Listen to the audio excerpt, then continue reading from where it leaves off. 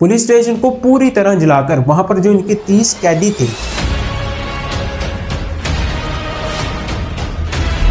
पाकिस्तान की मिलिट्री जब बीएनए के कमांडर को अरेस्ट करती है, बयान देते हुए ये कहता है कि मुझे जितना भी फंड आता था अटैक करने के लिए ये इंडिया की तरफ से आता था।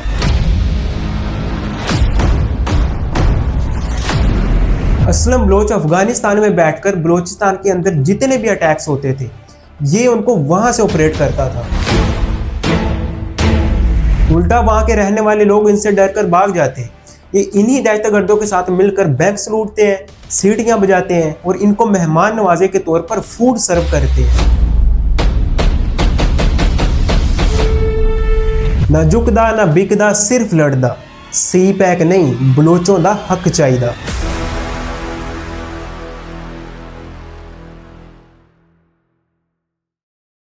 देखिए 31 जनवरी को बलोचिस्तान के अंदर 12 मुख्तलिफ जगहों पर एक ही टाइम के अंदर अटैक किया जाता है और इन 12 जगहों में से भी जो सबसे बड़ा अटैक होता है वो क्वेटा के अंदर किया जाता है। उस टाइम पर इस टेररिस्ट ग्रुप ने बैंक्स, रोड्स, पुलिस स्टेशन हर चीज को अपने कब्जे में ले लिया था। खरान के अंदर ये दहशतगर्द मुल्ला ज़ोई कौमी इत्तेहाद के जो चेयरमैन थे उनके घर पर अटैक करते हैं और चेयरमैन के साथ साथ उसके 6 सिक्योरिटी गार्ड्स को भी मार देते हैं। इसके अलावा मस्तूम के अंदर इन्होंने एक पुलिस स्टेशन को पूरी तरह जला दिया है और वहां से 30 जो कैदी थे उनको रिहा किया है। इसके अलावा ये एक डिप्टी कमिश्नर और साथ साथ एक औरत को भी अपने कब्जे में ले लेते हैं। लेकिन सबसे जो शॉकिंग चीज यहाँ पर सामने आई है वो ये है कि जो वहां पर लोग थे वो बजाय के इनसे डरकर भाग जाते वो खुद इनके साथ मिलकर बैंक्स को लूटने लग गए। जब इन्होंने पुलिस स्टेशन पर अटैक किया तो जो वहां पर आवाम थी वो पुलिस स्टेशन का सामान अपने घरों में ले जाने लगी और बहुत सारे वहां पर जो लोग थे वो इनकी मेहमान नवाजी के तौर पर उनको फूड सर्व कर रहे थे। ये एक बहुत बड़ा अटैक माना जाता है क्योंकि इससे पहले बलोचिस्तान की हिस्ट्री में इतना बड़ा अटैक नहीं हुआ। बलोचिस्तान के ही एक पॉलिटिशियन अख्तर मैंगल ये खुद ट्वीट करते हुए कहते हैं कि मैंने इससे पहले इतना बड़ा अटैक नहीं देखा। अब इसके बाद जब इस अटैक की खबर मिलिट्री और पुलिस को मिलती है तो मिलिट्री और पुलिस दोनों वहां पर पहुंच जाते हैं इन दहशतगर्दों का मुकाबला करने के लिए। तो इसी दौरान ये जो अटैकर्स होते हैं ये सुसाइड बॉम्बिंग भी करते हैं। अब ये जो 12 मुख्तलिफ जगहों पर अटैक हुआ है इस पूरे अटैक के दौरान 31 आम शहरियों की जानें चली गई हैं। 17 के करीब जो सिक्योरिटी ऑफिसर्स थे वो भी शहीद हो चुके हैं और ये जो पूरा इंसिडेंट हुआ है इसके पीछे एक ही ग्रुप का हाथ है और वो है बलोच लिबरेशन आर्मी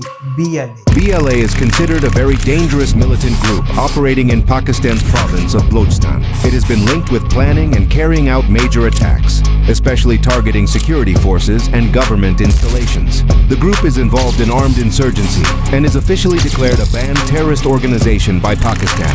लेकिन 1947 में जब पाकिस्तान हिंदुस्तान से आजाद होता है तो उस टाइम जो बलोचिस्तान था वो पाकिस्तान का हिस्सा नहीं था। उस टाइम का जो बलोचिस्तान था वहां पर कुछ एरिया ब्रिटिश के कंट्रोल में था और एक एरिया जो था वहां पर स्टेट ऑफ कल्लात नाम की एक रियासत थी और हर स्टेट का एक अलग रूलर होता था। लेकिन 1948 का जब टाइम आता है तो उस टाइम स्टेट ऑफ कल्लात का जो रूलर था उसने बलोचिस्तान को पाकिस्तान के साथ शामिल करने के लिए कायदे आजम मोहम्मद अली जिन्ना के साथ एक एग्रीमेंट साइन किया। लेकिन कुछ बलोच ग्रुप जो थे वो इस एग्रीमेंट को कबूल नहीं करते। वो कहते हैं कि हम बलोचिस्तान को पाकिस्तान के साथ शामिल नहीं करेंगे। तो वो इस एग्रीमेंट के बहुत ज्यादा खिलाफ हो जाते हैं। अब काफी टाइम तक ऐसा चलता है, कभी फाइटिंग कभी प्रोटेस्ट।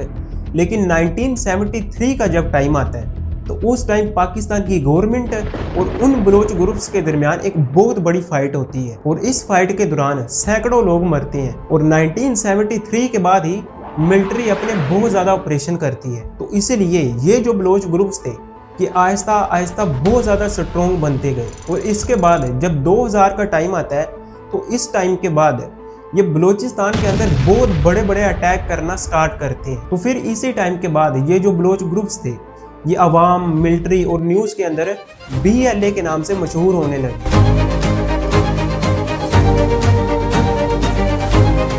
जैसे 2004 के साल में ये खुजदर के अंदर एक सिक्योरिटी कन्वे पर अटैक करते हैं। अब इसके बाद 2005 के टाइम पर ये मुशर्रफ के हेलीकॉप्टर पर रॉकेट से फायर करते हैं। लेकिन इस अटैक के दौरान जो मुशर्रफ होता है वो बच जाता है, वो मरता नहीं है। अब इसके बाद 2013 के अंदर ये कायदे आजम मोहम्मद अली जिन्ना का जो हाउस होता है उसको जला देते हैं। और फिर 2017 का जब टाइम होता है तो उस टाइम बलूचिस्तान में पहाड़ों के दरमियान एक मिलिट्री की गाड़ी जा रही होती है, ये उस पर अटैक करते हैं और उस गाड़ी के अंदर जो 8 के 8 सोल्जर बैठे थे वो 8 के 8 सोल्जर शहीद हो जाते हैं। अब इसके बाद 2018 का जब टाइम आता है तो उस टाइम ये जो अपने अटैक करने की स्ट्रैटेजी होती है इसको चेंज करती हैं, यानी गवर्नमेंट के जो प्रोजेक्ट थे ये उन पर अटैक करते हैं और सुसाइड बॉम्बिंग भी करना स्टार्ट कर देते हैं। जैसे 2018 के अंदर ये कराची में चाइनीज कॉन्सुलेट पर अटैक करते हैं। अभी इसके बाद 2019 को भी अटैक करते हैं, 2022 को भी अटैक करते हैं, 2024 को भी अटैक करते हैं और फिर 2025 का जब टाइम आता है तो उस टाइम ये जाफर एक्सप्रेस जो ट्रेन थी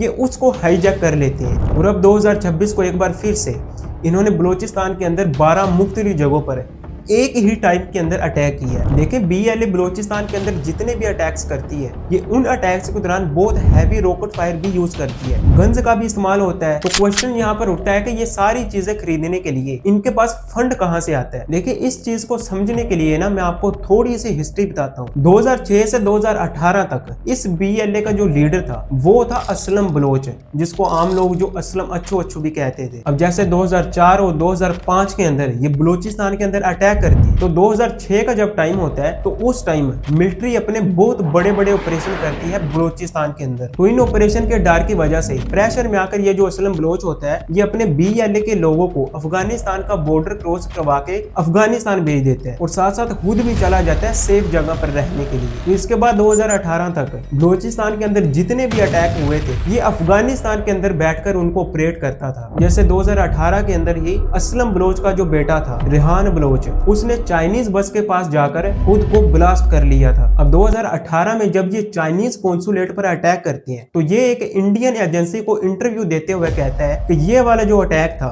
ये पाकिस्तान के लिए और चाइना के लिए वार्निंग है। लेकिन फिर क्या होता है कि 2018 के अंदर ही ये अफगानिस्तान के अंदर एक मीटिंग रखते हैं और उसी मीटिंग के दौरान इन्हीं का बंदा खुद को वहां पर ब्लास्ट कर लेता है और उसी ब्लास्ट के दौरान ये जो असलम बलोच होता है इसकी डेथ हो जाती है। और इसकी डेथ के दौरान यानी 2018 के बाद जो इस BLA का लीडर बनता है वो है बशीर ज़ैब और अभी तक भी वही लीडर है। और अभी यानी राइट टाइम ये जो बशीर ज़ैब है ये अफगानिस्तान के मुख्तलिफ इलाके जैसे कांधार, निमरोज और हेलमंद जैसे इन इलाकों के अंदर रहता है और वहां पर बैठकर ये बलूचिस्तान के अंदर जितने भी अटैक्स होते हैं ये उनकी प्लानिंग करता है। और इसीलिए रिपोर्ट्स में भी लिखा हुआ है कि BLA जो अटैक्स करती है बलूचिस्तान के अंदर इसकी जो फंडिंग है ये अफगानिस्तान की तरफ से होती है। अब अफगानिस्तान BLA को फंडिंग तो करता ही करता है लेकिन दूसरी तरफ इंडिया भी टेररिज्म को पाकिस्तान के अंदर बहुत ज्यादा सपोर्ट करता है और ये काफी अरसे से करता आ रहा है। अब शायद आप सोच रहे होंगे कि ये मैं अपनी तरफ से कह रहा हूँ, लेकिन ये मैं अपनी तरफ से नहीं कह रहा, इसके सोर्सेज मौजूद हैं। अब जैसे दिसंबर 2023 के टाइम पर पाकिस्तान की मिलिट्री BNA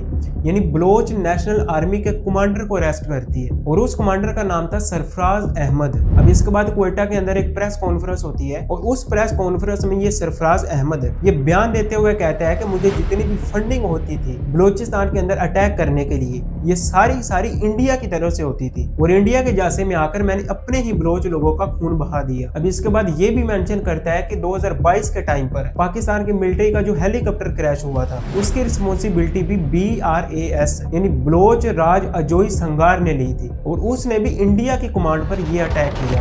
अब इसके बाद हमारे पाकिस्तान की ISPR ने इंडिया का एक स्पाई एजेंट भी पकड़ा था जिसका नाम था कुलभूषण यादव और उसके बाद उसकी वीडियो भी रिलीज की थी। तो उस वीडियो में कुलभूषण यादव कहता है कि मैं एक इंडियन नेवी ऑफिसर हूँ, यानी मैं पाकिस्तान की इंटेलिजेंस का डाटा इकट्ठा करके इंडिया भेजता हूँ और इसका कवर नेम था हुसैन मुबारक पटेल। अब इसके बाद इसने ये भी बताया था कि मैं इंडिया के रॉ के लिए काम करता हूँ यानी RAW और मेरा काम होता था कि बलूचिस्तान के जो मिलिटेंट्स हैं उनके साथ मीटिंग रखूं और जितनी भी वो एक्टिविटीज यानी अटैक्स वगैरह करते हैं उनका साथ भी दूं। I am Commander Kulbhushan Sudhir Jadhav. I am a commissioned officer in the Indian Navy. My alias name was Hussain Mubarak Patel. Exclusively meant to conduct meetings with Baloch insurgents and terrorists. My purpose of this time visit to Pakistan was to establish and meet the basic leadership of Baloch subnationals, the BLA or the BRA. और जहाँ से पता चलता है कि India अभी से नहीं बल्कि बहुत सारे अरसे से टेररिज्म को पाकिस्तान के अंदर सपोर्ट करता आ रहा है और उल्टा ब्लेम करता है ये पाकिस्तान के ऊपर कि इंडिया के अंदर जितने भी अटैक्स होते हैं ये पाकिस्तान की तरफ से होते हैं। देखिए BLA का जो नेटवर्क है ये बलूचिस्तान के अंदर बहुत बड़ा हो चुका है, लेकिन हमारी गवर्नमेंट के कुछ पॉलिटिशियन जो है जो बिल्कुल दिमाग से फारग है वो अवाम को ये लॉलीपॉप देते हुए कहते हैं कि जी ये जो अटैक हुआ है 31 जनवरी को जो अटैक हुआ है तो इस अटैक में बलूचिस्तान जो है ये ज्यादा नुकसान से बच गए, और दूसरे ये कह रहा है कि ये जो BLA है ये तो सिर्फ एक SHO की मार है। ये आए थे बहुत बड़ा नुकसान करने इन 12 शहरों के अंदर। अल्हम्दुलिल्लाह बलूचिस्तान बहुत बड़े नुकसान से बच गया। अभी हम ये बात कर रहे थे ऑपरेशन की, किसी ऑपरेशन की कोई जरूरत नहीं है, ये एक SHO की मार है और आप देखेंगे ये एक SHO की मार रहेंगे इंशाल्लाह ताला। मुझे इन लोगों की समझ नहीं आती, पता नहीं इनकी दिमागी हालत खराब है, ये जानबूझकर ये बोलते हैं कि अगर ये एक SHO की मार है तो इतने सालों से ये आपसे खत्म क्यों नहीं हो सकी, दिन ब दिन इनका नेटवर्क बढ़ता क्यों जा रहा है। तो जब तक ये BLA जैसे टेररिस्ट ग्रुप बलूचिस्तान के अंदर रहेंगे तब तक ना तो आवाम खुशहाल हो सकती है और ना ही गवर्नमेंट सुकून के साथ अपने प्रोजेक्ट कंप्लीट कर सकती है। बाकी आप इस चीज पर क्या राय रखते हैं कमेंट सेक्शन में जरूर बताइएगा। Thank you so much.